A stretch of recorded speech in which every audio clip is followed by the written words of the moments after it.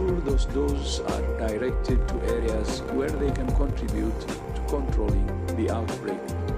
I thank the European Union Commission for its donation, and we call on countries with stockpiles of vaccines with us and our partners to get those vaccines where they're needed now. We have also been supporting DRC and other countries to ensure the necessary cold chain systems are in place to support communications campaigns to provide information about counter mis and disinformation. Part of the continental response plan that WHO has been developing with the Africa CDC and which we expect to publish on Friday. But won't stop these outbreaks. We're also working to strengthen surveillance, risk communication, community engagement, clinical and home care, and coordination with partners at every level.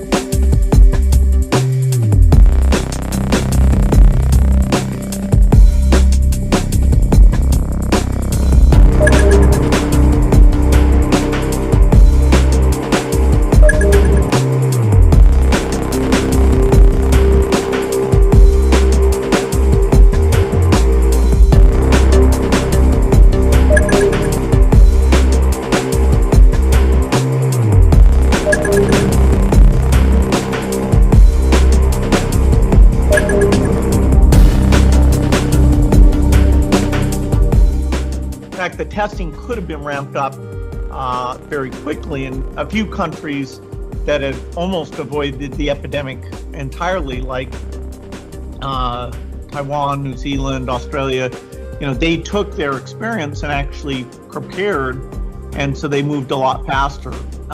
So we, we'll have to prepare for the next one. That, I'd say is will get attention this time. Will get attention this time. Will get attention this time.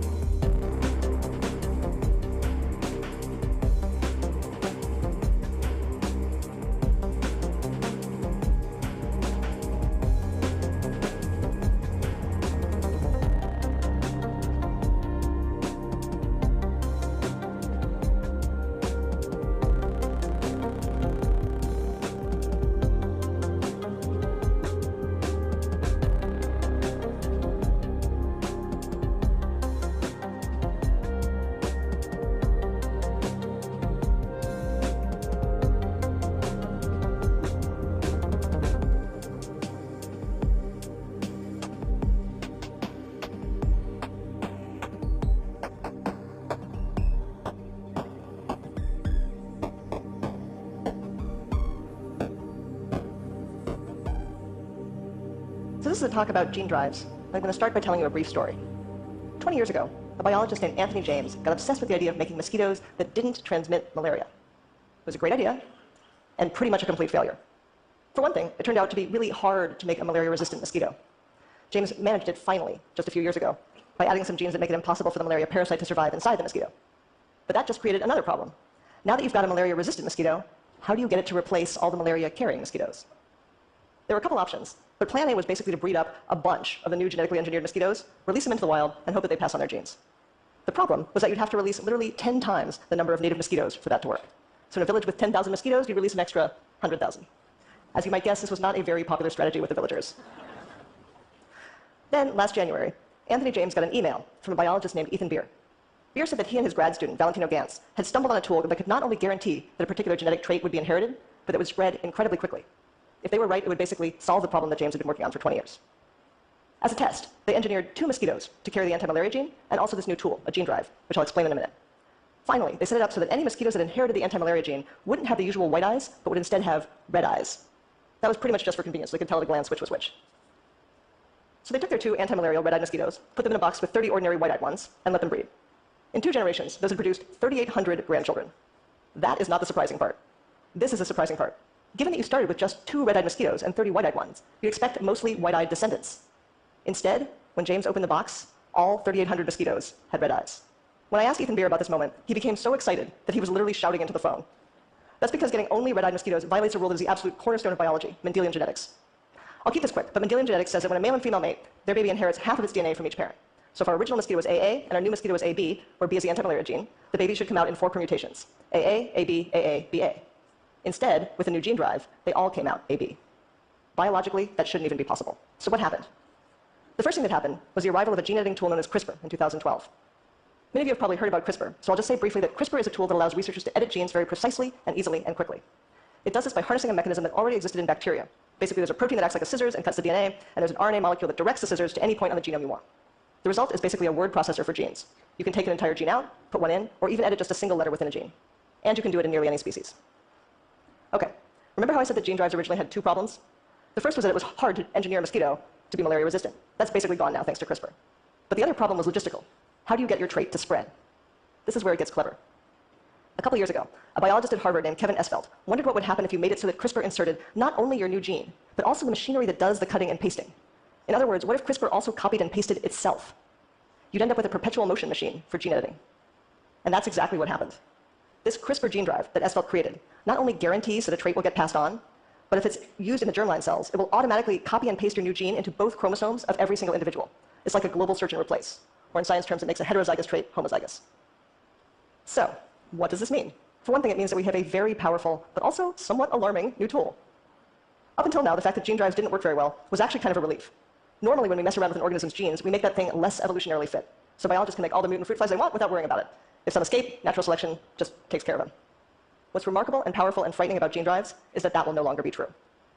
Assuming that your trait does not have a big evolutionary handicap, like a mosquito that can't fly, the CRISPR-based gene drive will spread the change relentlessly until it is in every single individual in the population.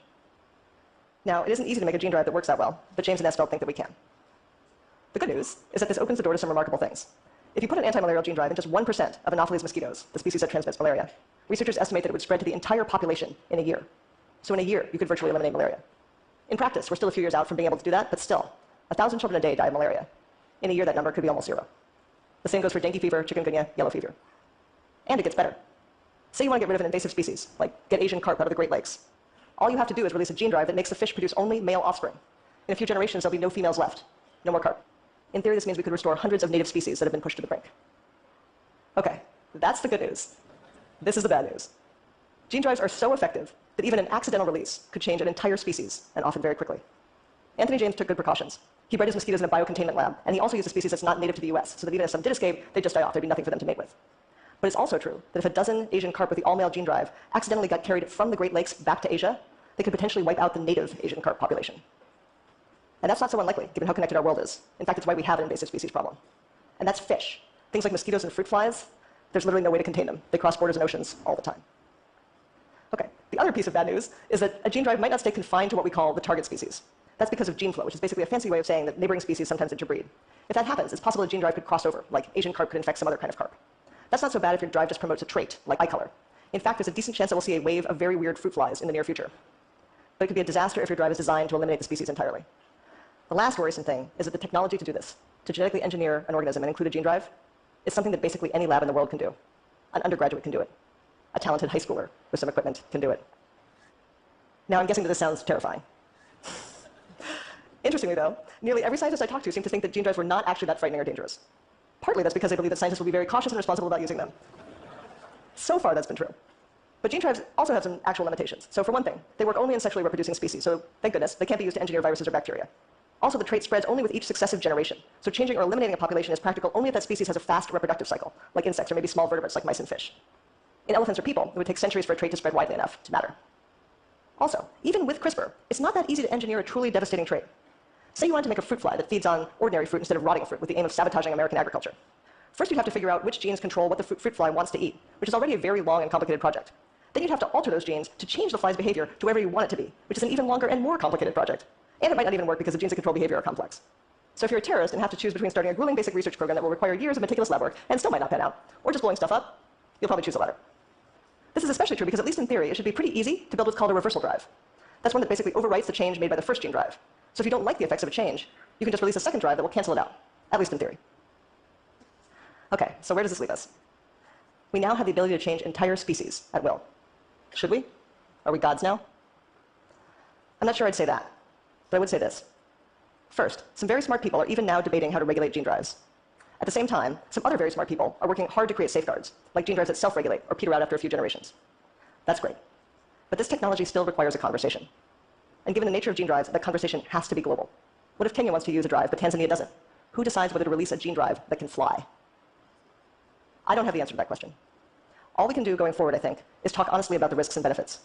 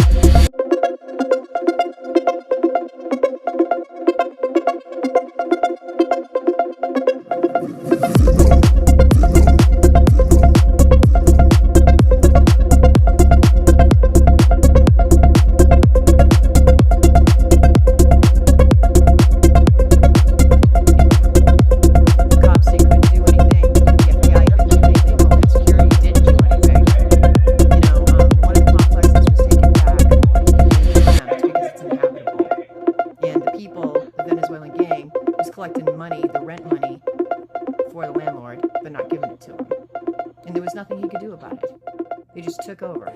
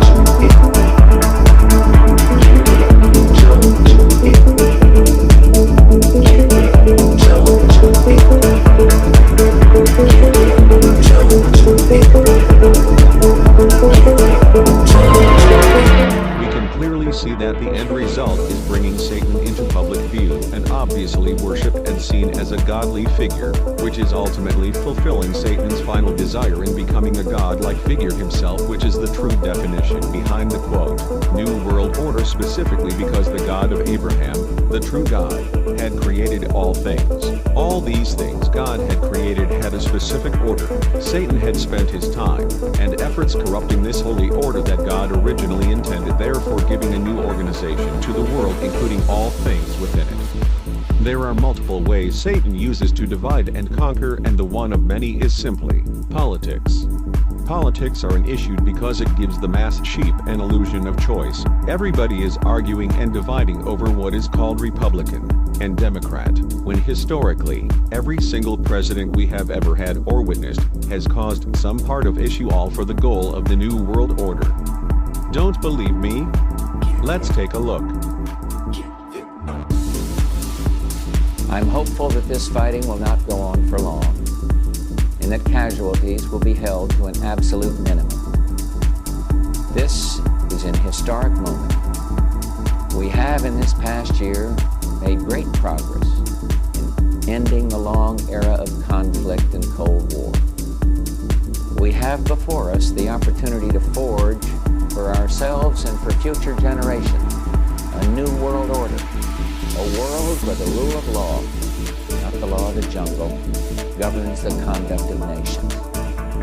When we are successful, and we will be, we have a real chance at this new world order, an order in which a credible United Nations can use its peacekeeping role to fulfill. Leaders and dignitaries of the European Union, representatives of our NATO alliance, distinguished guests. We meet here at a moment of testing for Europe and the United States, and for the international order, for Europe and the United States, and for the international order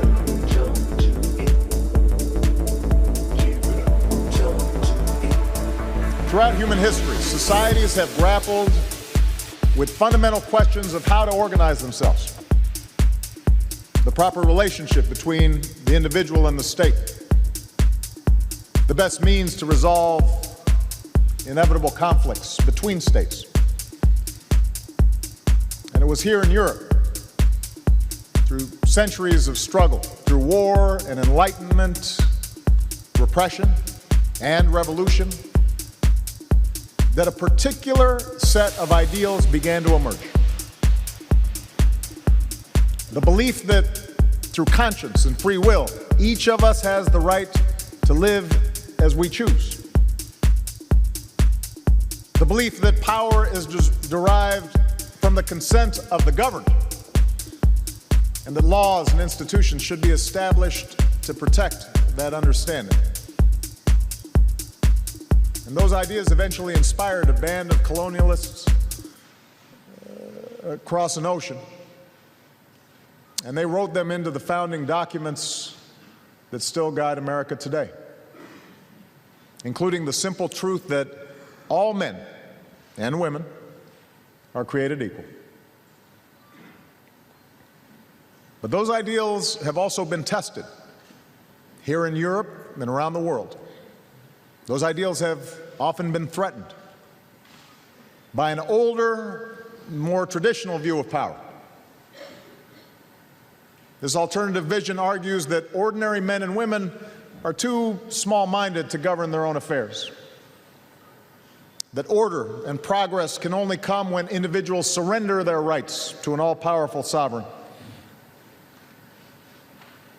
Often, this alternative vision roots itself in the notion that by virtue of race or faith or ethnicity, some are inherently superior to others, and that individual identity must be defined by us versus them, or that national greatness must flow not by what people stand for, but what they are against.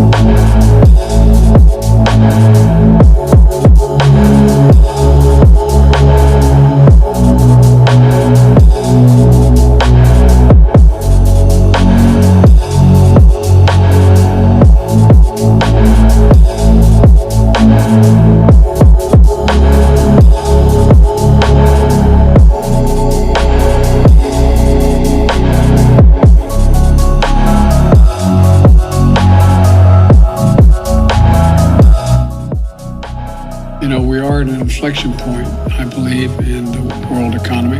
Not just the world economy, in the world. It occurs every 3 or 4 generations. As one of the top military people said to me in a secure meeting the other day, 60 million people died between 1900 and 1946. And since then, we established a liberal world order, and that hadn't happened in a long while. A lot of people dying, but nowhere near the chaos. And now is a time when things are shifting. There's going to be a new world order out there, and we've got to lead it, and we've got to unite the rest of the free world in doing it. Through all of these staged events, they divide and conquer as they go. They are not as dumb as they make themselves to appear. Satan can appear as an angel of light, so these individuals make themselves appear as ministers of righteousness while they are planning on placing you and your family into a FEMA camp. Think about the many things that divides people from banding together to stand against a corrupted government. Entertainment, religion, politics, the music they listen to, false sexual identities, race, vaccines, masks, abortions, education, money, greed, selfishness, pride, materialism, and much more.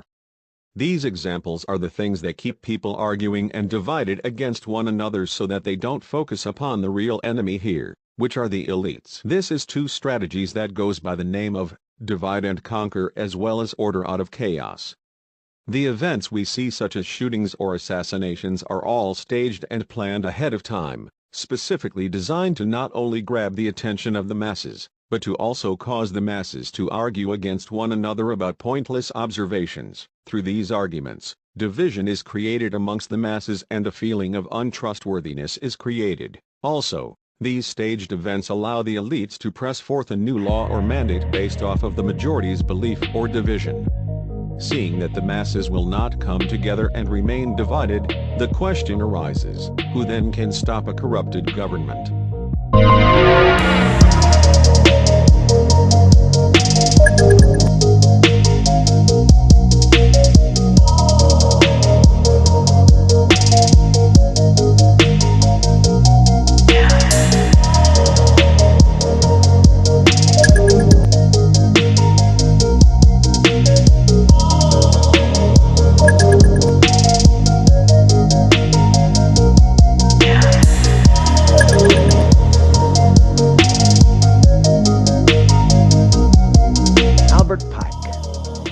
One of the most colorful characters in American history. It is said that he was born on December 29, 1809 in Boston, was the eldest son of 6 children born to Benjamin and Sarah Andrew Pike. He studied at Harvard and later served as Brigadier General of the Confederate Army. After the Civil War, Pike was found guilty of treason and jailed, only to be pardoned by President Andrew Jackson on April 2, 1866, who met with him the next day at the White House. On June 20, 1867, Scottish Rite officials conferred upon Johnson 32nd degree Freemasonry degrees. Pike was said to be a genius, able to read and write 16 languages. He was one of the founding fathers of the head of the ancient accepted Scottish Rite of Freemasonry, being the Grand Commander of North America Freemasonry from 1859, and retained that position until his death in 1891. In 1869, he was the top leader of the Knights of the Ku Klux Klan. Pike was said to be a Satanist who indulged in the occult, and he apparently possessed a bracelet which he used to summon Lucifer, with whom he had constant communication. He was the Grand Master of a Luciferian group known as the Order of the Palladium, or of Sovereign Council of Wisdom, it's also been called, which had been founded in Paris in 1737. Now, General Albert Pike is the only Confederate general with a statue on federal property in Washington, D.C. He was honored not as a commander or even as a lawyer, but as Southern Regional Leader of the Scottish Rite of Freemasonry. The statue stands on a pedestal near the foot of Capitol Hill between the Department of Labor building and the Municipal building between 3rd and 4th Streets on D Street Northwest. Now, I tell you all of this because it is said that he received a vision from his mentor, Mr. Lucifer, I guess, on August 15th, 1871. And William Guy Carr, former intelligence officer in the Royal Canadian Navy, wrote a book called Satan, Prince of this World, in which he gives this information. He said that he received this information from a book written by Cardinal Caro Rodriguez in Santiago, Chile, who wrote in 1925 a book called The Mystery of Freemasonry Unveiled. And in this book, in 1925, it is said that he wrote a letter to a man named Mazzini in which he described this dream.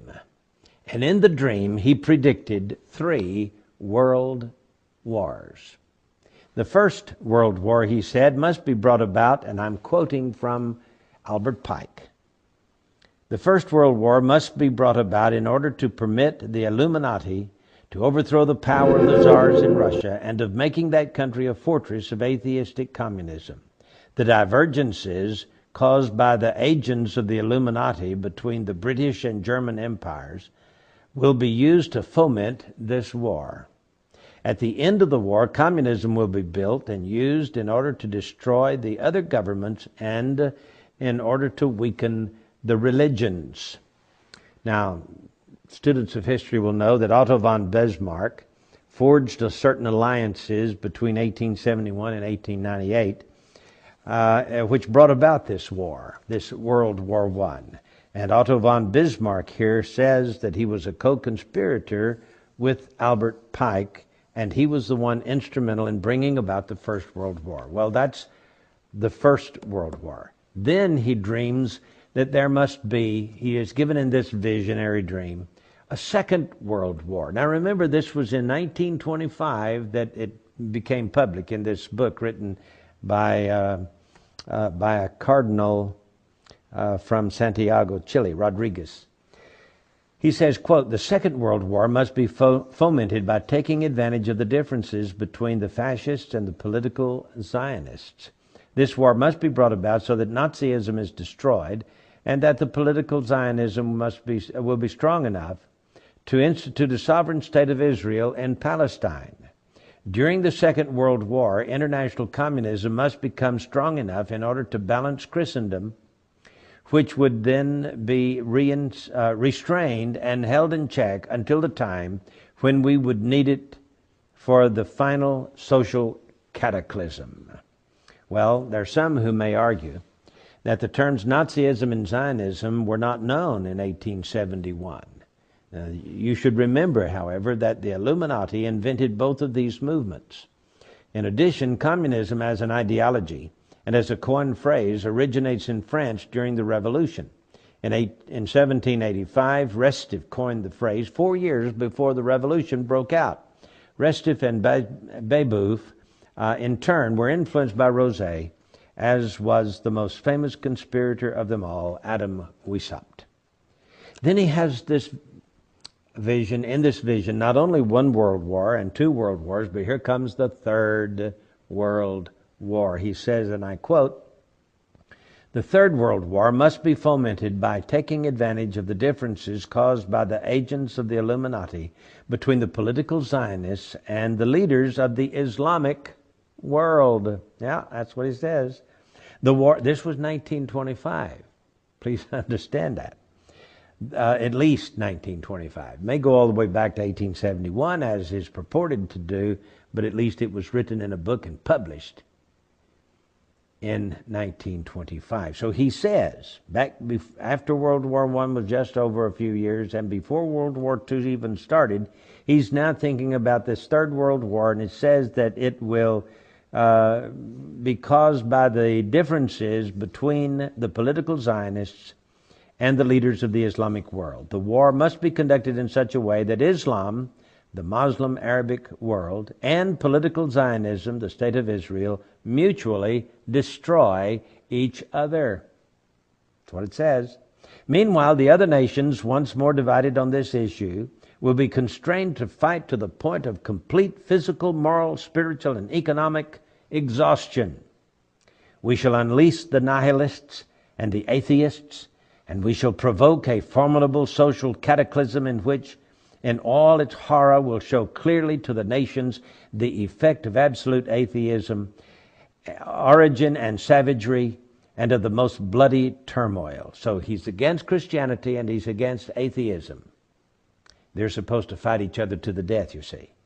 Then, he says, everywhere the citizens obliged to defend themselves against the world minority of revolutionaries will exterminate those destroyers of civilization and the multitude, disillusioned with Christianity, whose deistic spirits will, from that moment, be without compass or direction, anxious for an ideal, but without knowledge where to render its adoration, will receive the true light through the universal manifestation of the pure doctrine of Lucifer. That's what he says. Brought finally out in the public view. So he's saying that Lucifer will finally make himself, the good guy. He's going to save the world from these atheists who don't believe in deity and from these Christians who believe in the good God. Well, so it says, this manifestation will result in the general reactionary movement which will follow the destruction of Christianity and atheism, both conquered and exterminated at the same time. Well, I don't know if it's true, but I can tell you that it sure has played into what is being carried on in the Middle East today. And it looks like everything from World War I and World War II, with the development of the State of Israel, and with the Zionist movement and the Communist movement and the atheist movement, and the peppering down of persecution on the Christians of this world, it looks like that may be Lucifer's attempt at annihilation of us all, so that Lucifer will appear in the form, of course, of what the Bible calls the Antichrist, and establish peace on earth for mankind. I got news for all those Illuminatists. Their little plan will only last for 3.5 years and will be destroyed by the second coming of Jesus Christ himself.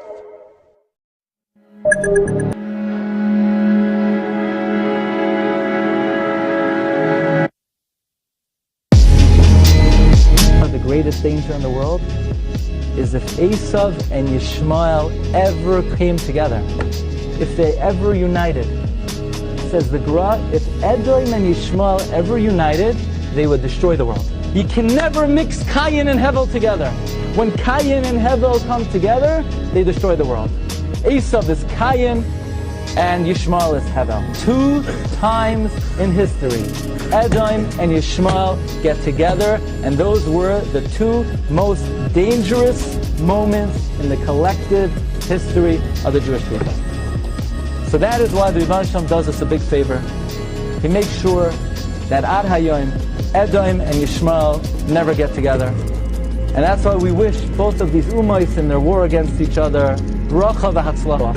My message to both of them is we wish both of them tremendous hatzlacha. They should wipe each other out. No, none of them should be same. Both sides should mamish be matzliach as much as possible. We wish both sides tremendous hatzlacha in their avodah of wiping out the other party.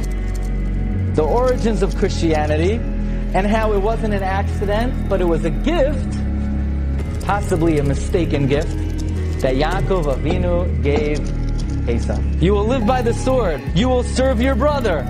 This is what Yitzchak tells Esav. Yitzchak tells Esav, you'll live by the sword. You'll serve your brother. Literally, that means that, the Jews will have the shul, will have the house. And if you need someone to clean it, you call one of Esav's descendants to clean it. What is the meaning that Esav hated Yaakov because of the bracha? Again, we translate it literally. You will serve your brother. The word ta'avoid, serve, has another meaning as well. You will worship Hashem. What does avoida mean? Avoida means service, but avoida means worship also. And this is the prophecy of Yitzchak Avinu, that the Christian world will worship Klal Yisrael as their gods. V'rav Yavoid Sawyer. And the older brother not will serve the younger brother. The older brother will worship the younger brother as their religion. That Shem predicted from the beginning of time that Esav will worship a Jew as their religion. That's the nevuah of Yitzchak Avinu. That's the nevuah of Shem. What an astounding nevuah. And if you want to know why Esav hates Yaakov, it's not because we're socialists, capitalists, Bundists, Yiddishists. The Esav hates Yaakov because they suffer from a lack of identity and self-confidence, and that they have to worship us. That's the root of anti-Semitism, says Moshe David Baum.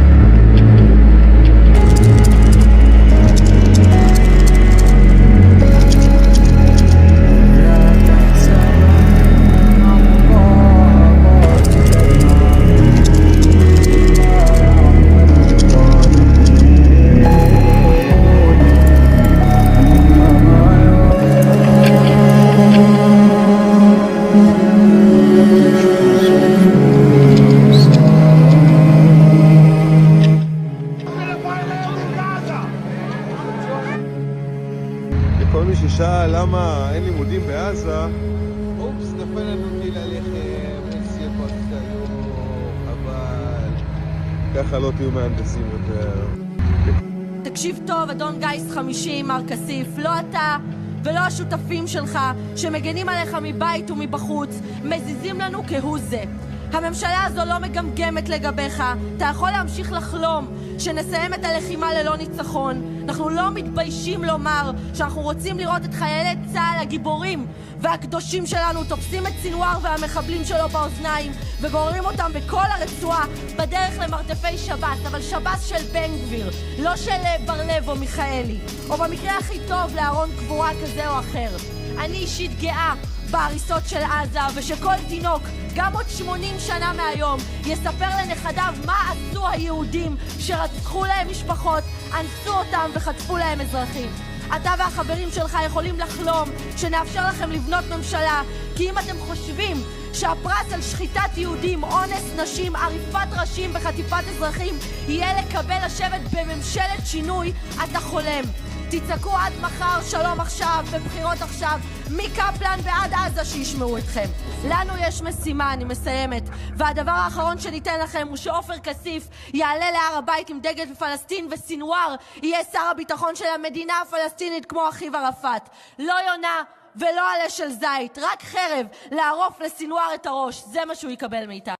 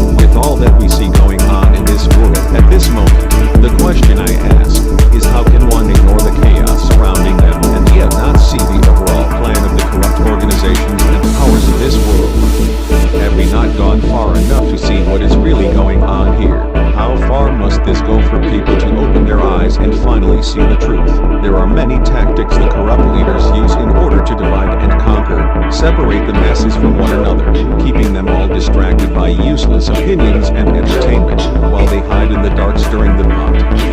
You see, the issues leading to a one-world order comes in every form that we see today, and it all has to do with debate.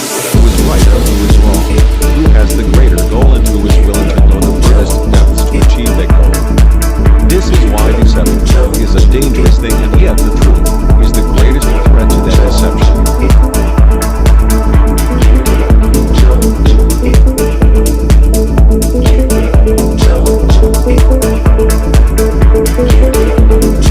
Religion is one of those examples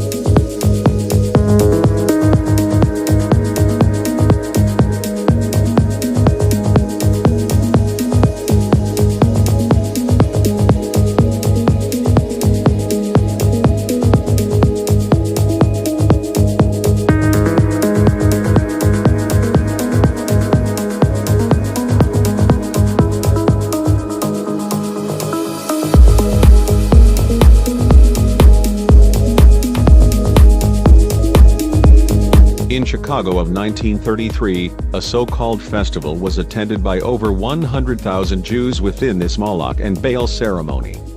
Many Christian children had went missing in the weeks prior to this event. This Jewish ritual murder, known as blood libel, has been well documented throughout history and still continues to this day.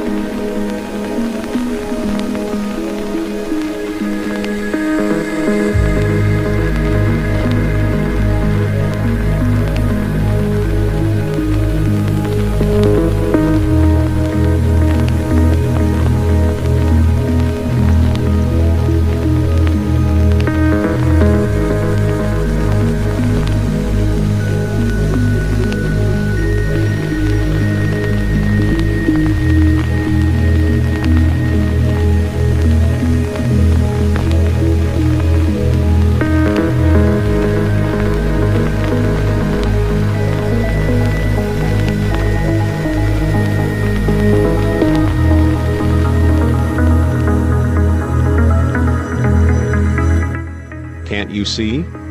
Yes, this is still happening to this day.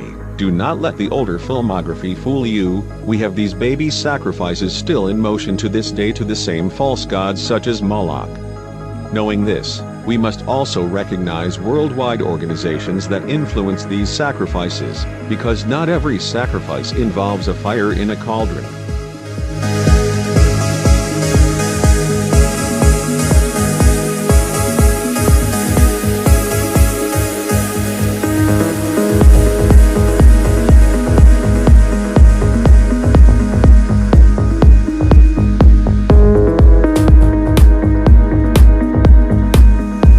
Something interesting about the masses' reactions towards those who come forward to expose the evil and deception in this world and religion.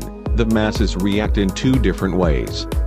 First, they react to keep the lost in their place and under the enslavement of deception, whether both parties realize this or not, and simply because they are deceived into following the illusion of religion. Let us take a look at some examples of destruction that religion itself has caused.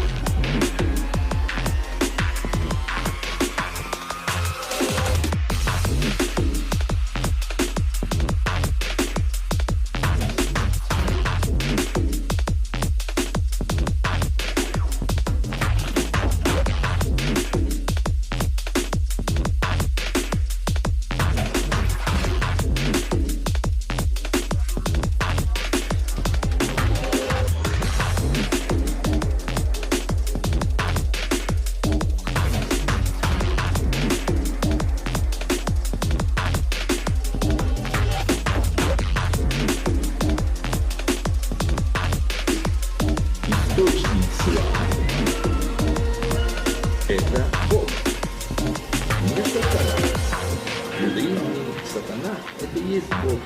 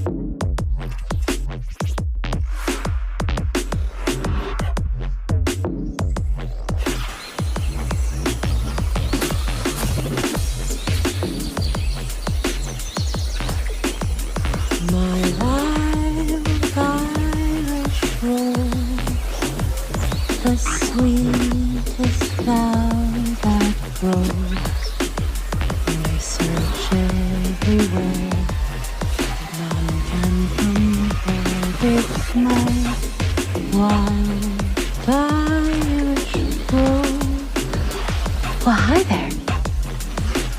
Where did you find those? I know all the secret places.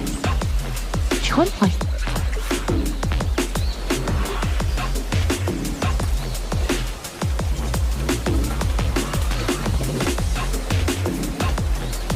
You're wondering why I'm wearing such a funny hat. I always wear this hat.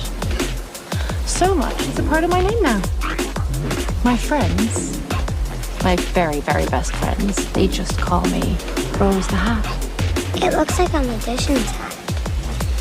It is. It's a magic hat. Do you want to see? Nothing up my sleeves. Nothing in my hat. Don't worry, that's my friend. You're missing the trick. Reach inside.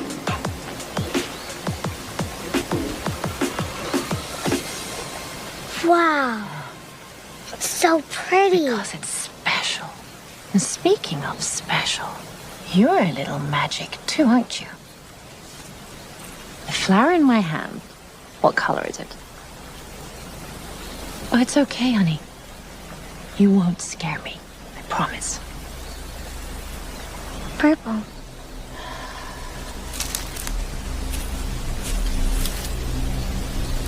Violet. Like you. You don't eat flowers. But you do. But these are special. Honey, it's the special ones that taste best. I should get back to my lab. No, stay a while. See more magic.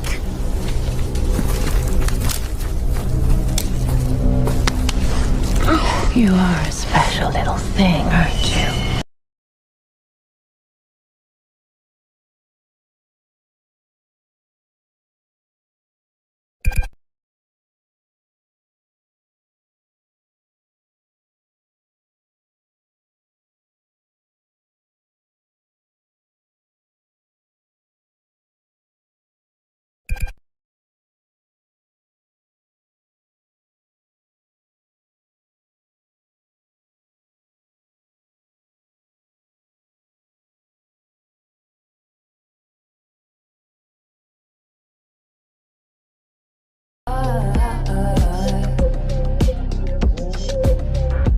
I've been under scrutiny, yeah, oh yeah. You handle it beautifully, yeah, oh yeah. All this shit is new to me, yeah, oh yeah.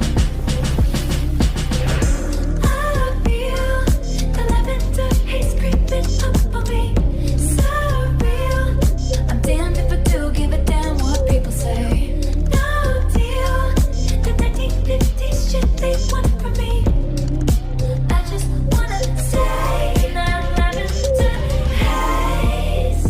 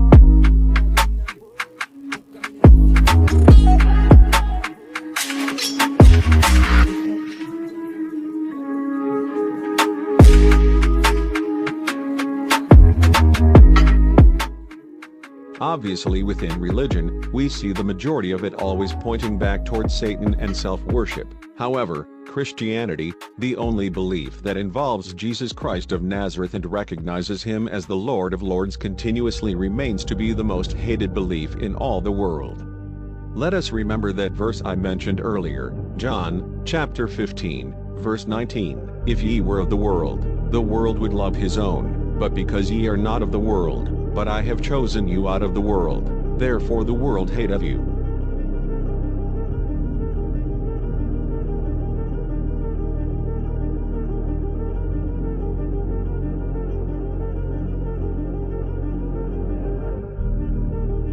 Order from Chaos is a Masonic motto, basically revolving around the principle that new orders spring from old orders being broken down. It is also a belief and something that is pushed as a concept by the World Economic Forum, that in all the chaos that is happening in the world at the moment, the vast majority of which is engineered by them, that a new order can appear, a new order can be formed. This is a great opportunity in their eyes for a great reset. And this is why it might be successful. People are absolutely ground down at the moment over the last 2 to 3 years of fighting, campaigning, expending a lot of mental energy and physical energy trying to speak the truth. Maybe a loss of finances, you could have lost your job, became estranged from your family. This all takes its toll. And when people are in a weakened state, a wearied state, they are more susceptible to be influenced and more likely to quit simply because they've had enough. I'm not saying that that's going to happen with everybody, but certainly some people have a greater capacity to deal with business like this than other people. That's just the way that it is. That's why a child, when it nags its parents incessantly for something that maybe the parents don't want to give the child, they give in eventually, sometimes because it's just to shut the kid up.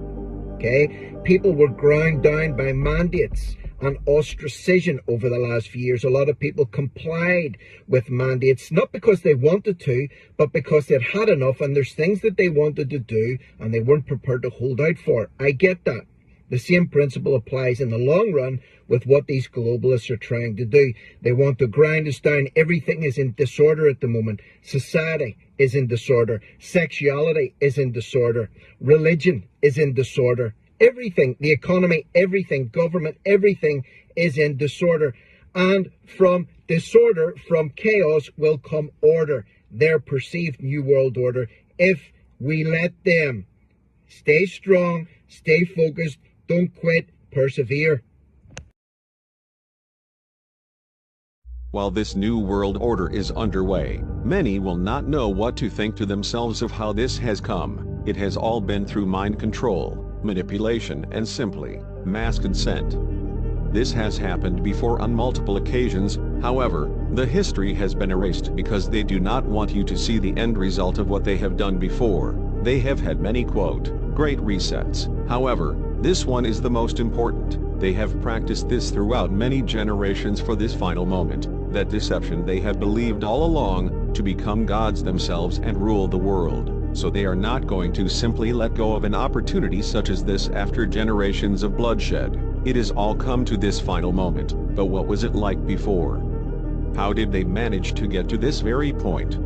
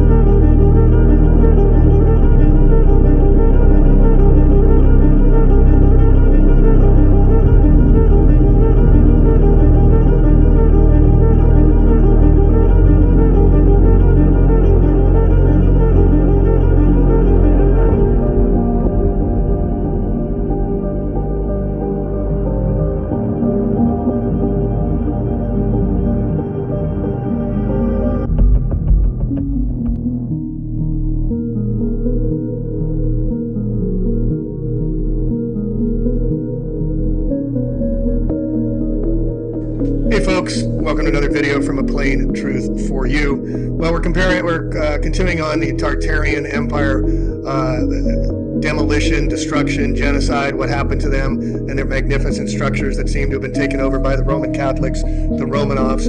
Again, the book by Fomenko, History, Science, or Fiction, the Russian Scholars, is a must-read to understand what we're talking about here. In the previous video I did on this, I showed how the railroads in the 1850s, 1860s, 1870s in California make no sense at all. If it was horse and buggy days, they built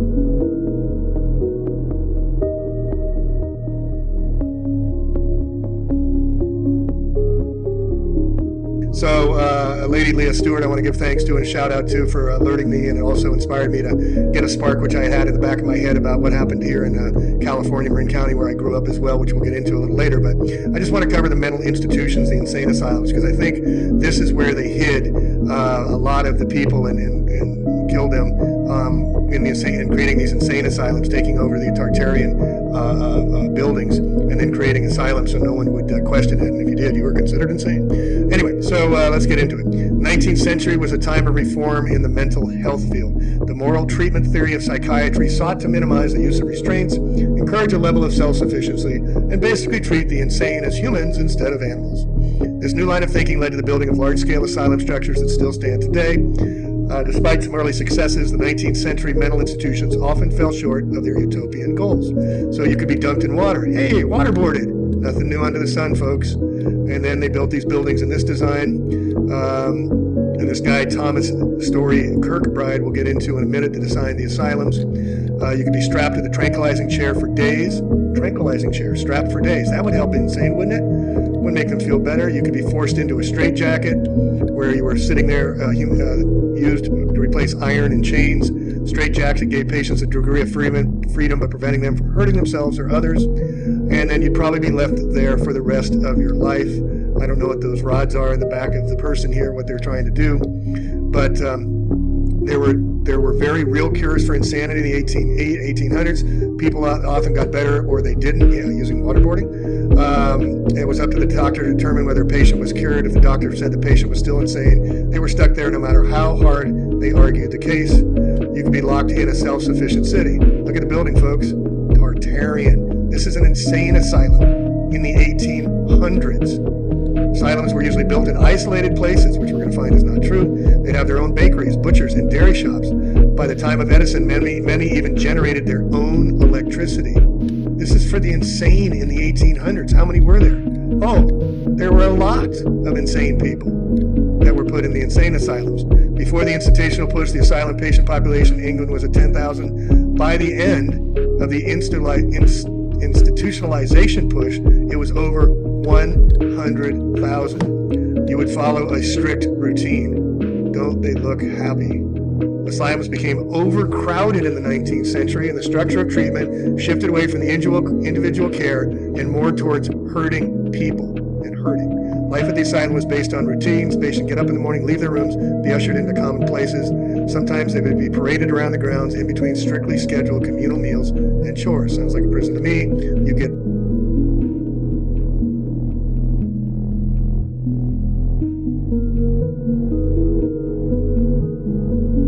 let's get over to this guy, Thomas Kirkbride. So Thomas Story Kirkbride, 1809 to 1883, was a physician, advocate for the mentally ill, and founder of the Association of Medical Superintendents of American Institutions for the Insane, a precursor to the American Psychiatric Association. Born into a Quaker family in Pennsylvania, he received his medical degree from the University of Pennsylvania Jesuit School, 1832. He had his own practice in 1840. He became superintendent of the Pennsylvania Hospitals for the Insane. If you're in your sanity, does that mean you're insane? Kirkbride pioneered what would be known as the Kirkbride Plan to improve medical care for the insane as a standardization for buildings that house the patients. Kirkbride was an advocate of building hospitals for the mentally ill in a style which he believed promoted recovery and healing. This style was used on many late 19th century hospitals, including St. Elizabeth's Hospital in Washington, D.C., and many of those buildings designed by leading architects. Leading architects are designing insane asylums. That's what they're saying here. So let's look at one. Elizabeth Hospital. Oh my gosh. Look at the figurehead of St. Elizabeth's Hospital in Hitchcock Hall, and we'll get into a few more. Center building for St. Elizabeth's, the oldest on campus, has appeared in the early 20th century. Tartarian, folks. Look at the design of this thing. All Tartarian. Washington, D.C. An elderly patient, 1917. Here's the map. Topographical, 1860. Look at how big the buildings are. 1860. How many insane are they holding? 1937, the West Campus. So St. Elizabeth's Hospital opened 1855, federally operated psychiatric hospital, the first one, housing over 8,000 patients in the peak of 1950s.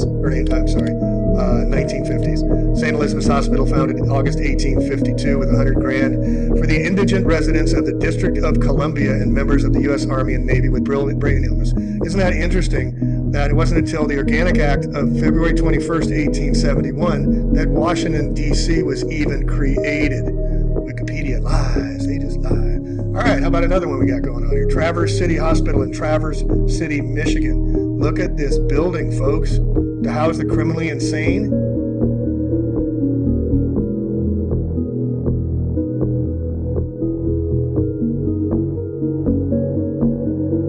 When a country centralizes banking, it concentrates an enormous amount of wealth into a single institution, works mainly to make the rich richer, and opens the government to control from foreign interests. As Bill Clinton's mentor, Dr. Carol Quigley, wrote, "The powers of financial capitalism had another far-reaching aim, nothing less than to create a world system of financial control in private hands, able to dominate the political system of each country and the economy of the world as a whole. This system was to be controlled in a feudalist fashion by the central banks of the world, acting in concert by secret agreements arrived at in frequent private meetings and conferences. The apex of the system was the Bank for International Settlements in Basel, Switzerland, a private bank owned and controlled by the world's central banks, which were themselves private corporations. The growth of financial capitalism made possible a centralization of world economic control and use of this power for the direct benefit of financiers and the indirect injury of all other economic groups. As Jim Marrs said, anyone seeking to prove the existence of conspiracies in America needs look no further than the origin of our present central bank. Here is a well-documented conspiracy involving the very names tied to modern secret societies." Jordan Maxwell said, "Somebody is using us. The business of banking was set up in the year 1099. An income tax form is a 1099. Who decided on that? Think about it. With institutions like IMF and World Bank, along with new union currencies like the EU euro, further consolidating and centralizing the world's banking and currencies, the amount of worldwide influence these international bankers have on world economies and politics is extraordinary. Their method of control is just like a loan shark or the mafia. Firstly, to qualify for loans, desperate nations are forced into pawning mines, railways, forests, power, or water companies. Then to pay off the loans, nations are forced to do things like ignore environmental laws, lower wages, cut back on education or healthcare, and privatize or sell off their resources to crooked corporations like Enron and Exxon. Whenever these poor countries cannot pay off the loans, the generous international banksters simply give new, higher interest loans to pay off the old ones, further indebting and enslaving the nation. As Mayor Amschel Rothschild said, "Let me issue and control a nation's money, and I care not who writes the laws."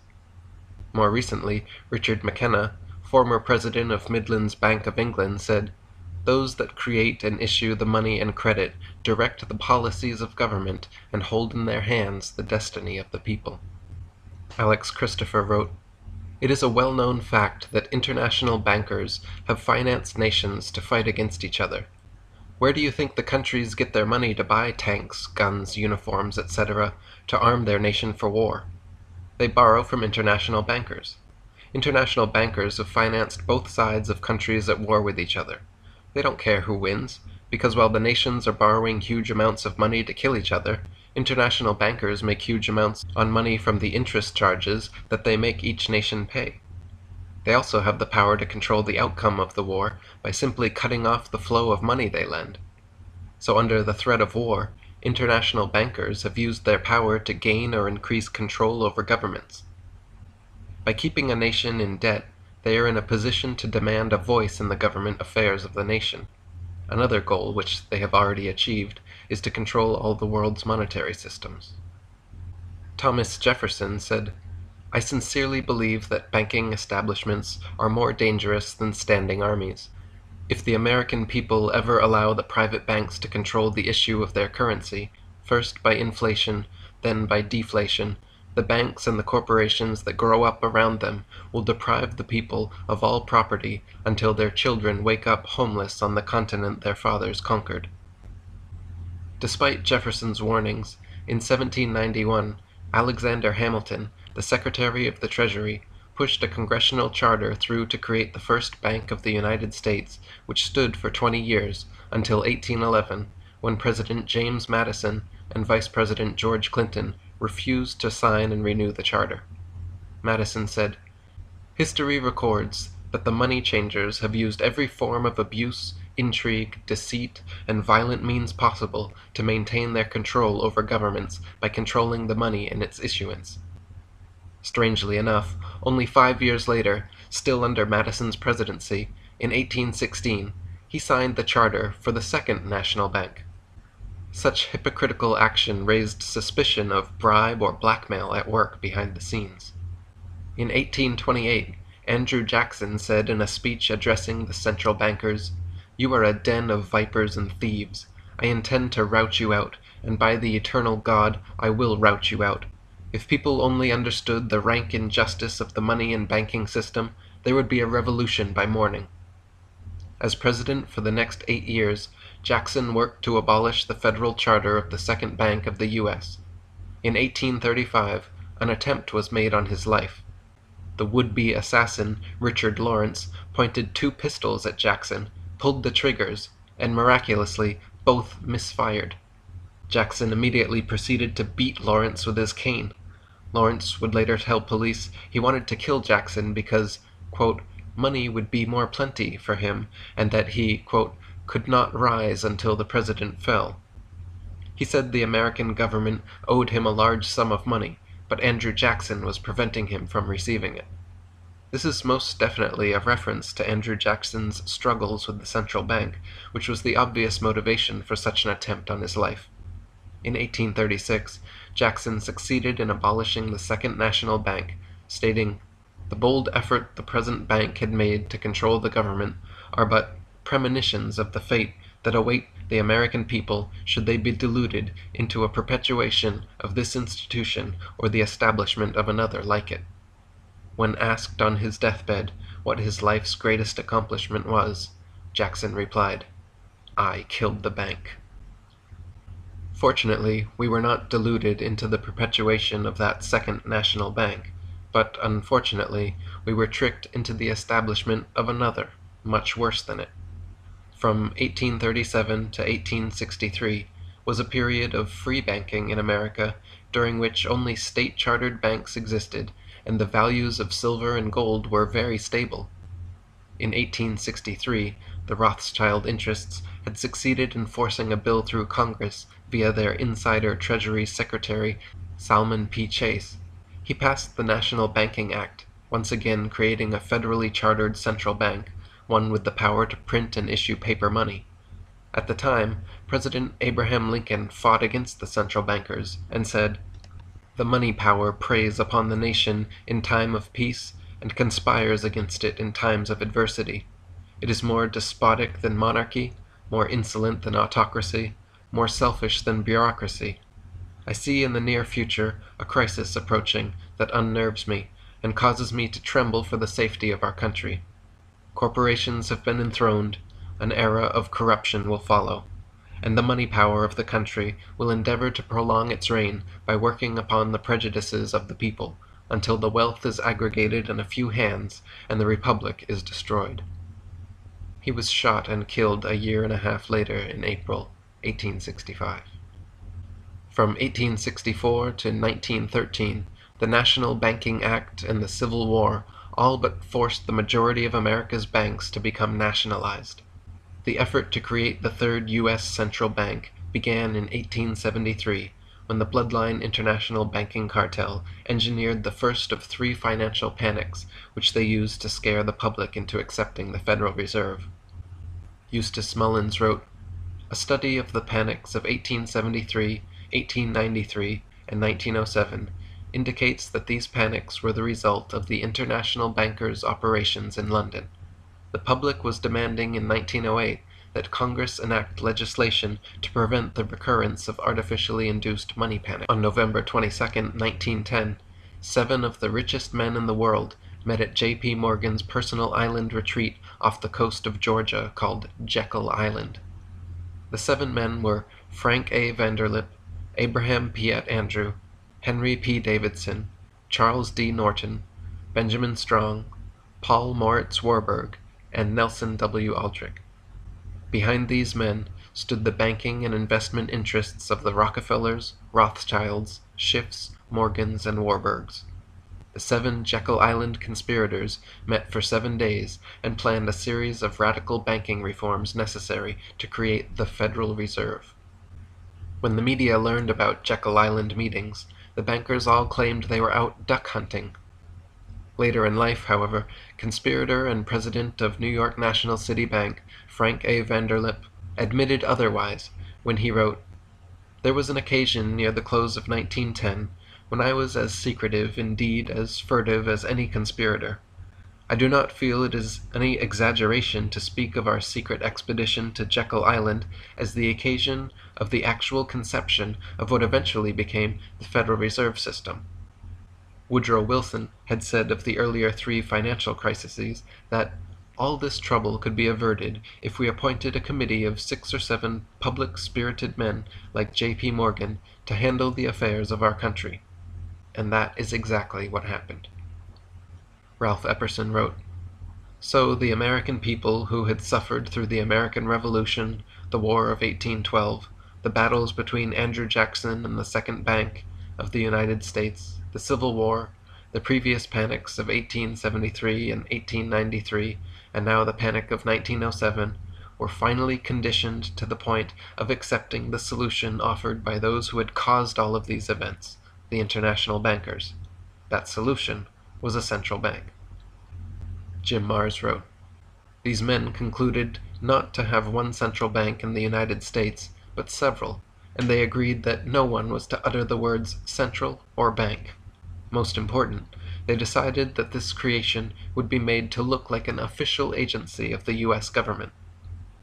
They called it the Federal Reserve, but it is neither federal nor a reserve.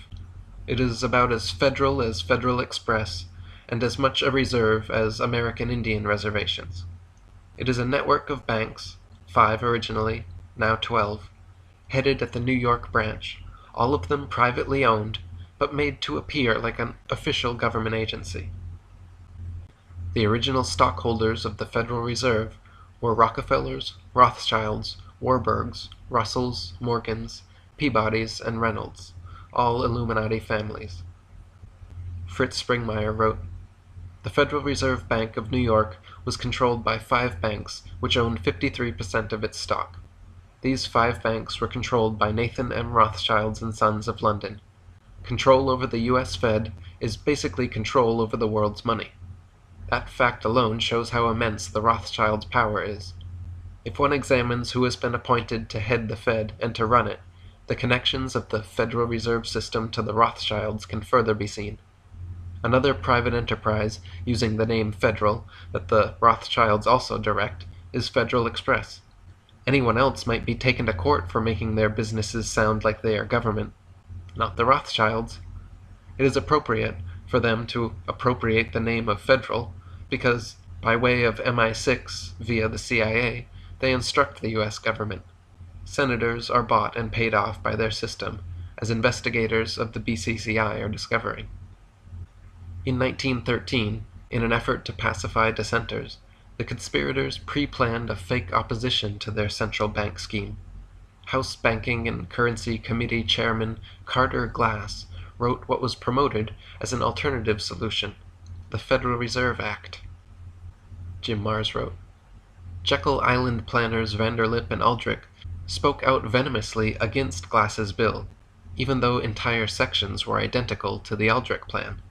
It was clearly an effort to garner public support for the Glass bill by the appearance of banker opposition.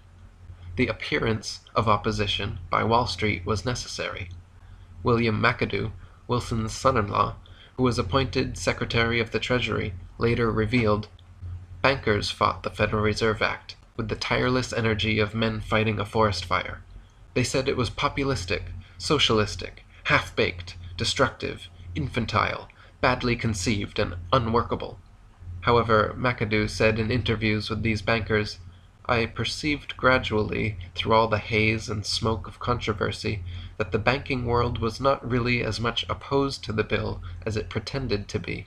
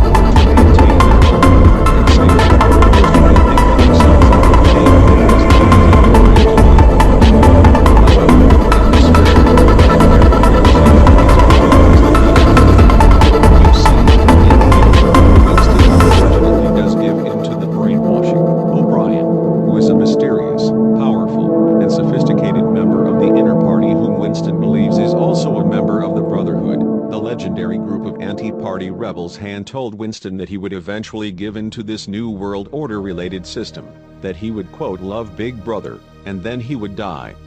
And unfortunately, as we see in the movie, O'Brien was right. What makes it even worse is that Winston didn't even consider living the real victory. He knew he was going to die. The real victory was dying while still hating this corrupt and elite system, and even in that, he failed. The real point in this was that George Orwell was stating the truth that nobody would be safe if this real world continued to head in the direction it was going in, as we see today, headed towards this New World Order finalization. Soon, it was going to be too late, even for those who wanted to stand against it. Winston, who is looked upon as a tragic hero, in the end, he fails. He gives in, and then is killed while brainwashed into loving Big Brother or the elites. As most would expect, in most films, the hero ends up winning in the ending of most films, but considering the eerie reality of the corrupted New World Order, we are hit with a haunting truth that in the end, this hero figure, being Winston, ends up failing, not to have a hero outlook upon himself, but to ultimately fail, giving in to the enemy and becoming a slave to this corrupted system. When you watch this unsettling movie, we witness a variety of enslavement tactics and mind manipulation and/or abuse. Every single thought of every individual would be tracked and monitored. If the thoughts of any individual would be a thought of self-free will of any kind, they would be punished. Every individual was watched by the elite everywhere they went, in their homes, in their thoughts, outside, everywhere. Also, the words they speak, the actions they do, the food they eat, the drinks they consume, the clothes they wear, every single millisecond of a thought or action would be monitored and acted upon by the elite through numerous punishments and torture methods, whether it be no food, imprisonment, beatings, mind control, brainwashing, electrocution, isolation, etc.